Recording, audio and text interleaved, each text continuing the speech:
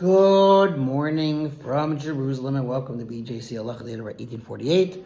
Halacha that keeps the Yetzer Hara away, dedicated in love and memory of Daniel Basfi and Hashem Aliyah, and we're continuing the laws of Rosh Chodesh and Kiddush Levana.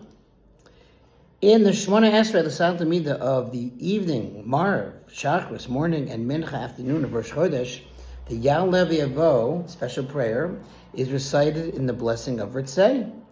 Be favorable. Now that's the same Yaleva we also add during Pesach, Shavuos, and Sukkos, during Chol HaMoed. In addition, after the Chazan's repetition of the Shachris, the morning Shemona Esrei on Rosh Chodesh, part Halo is recited. Part Halo means we just skip 2 paragraphs for the Halo. That's called already half Halo.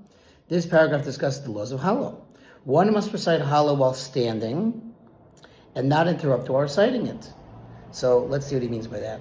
The law with regard to interrupting at any point during half Halo, part Halo, even in the middle of a section, for the purposes of responding Amen, is the same as an interruption between sections of the Shema and its blessings.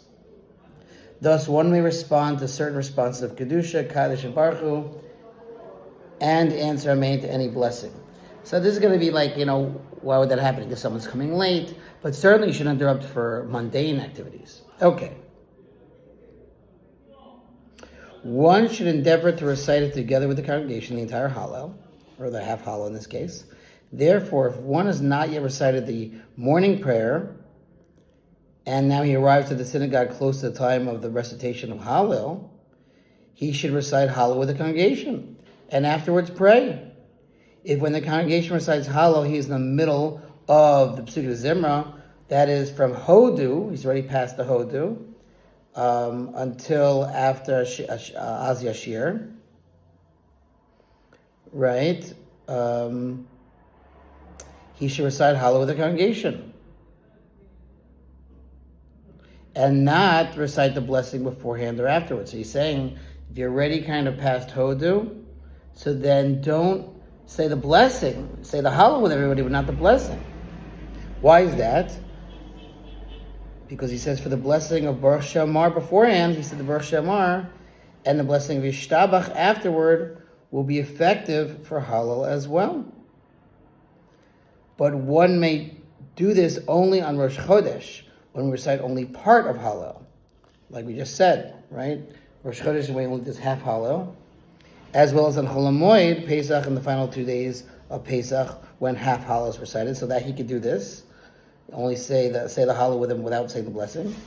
But, however, when we recite the complete Hallel, which is the first 2 days of Pesach, the Shavuos and the entire Sukkos and Chanukah, one may not do this.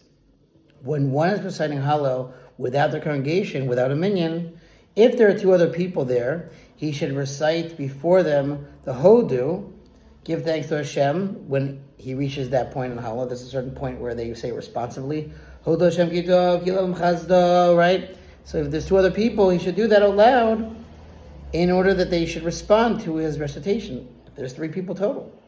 For since he says give thanks, the implication is that he is saying this to others. For the law with regard to the recitation of Hallel in the house of mourners, may the merciful and spare us from such occurrences, see below in the Siman 207, paragraph 6. Wow, that was a long one. Thanks for listening to sponsor Future Halacha 36. 100 of the gold. Have a great day.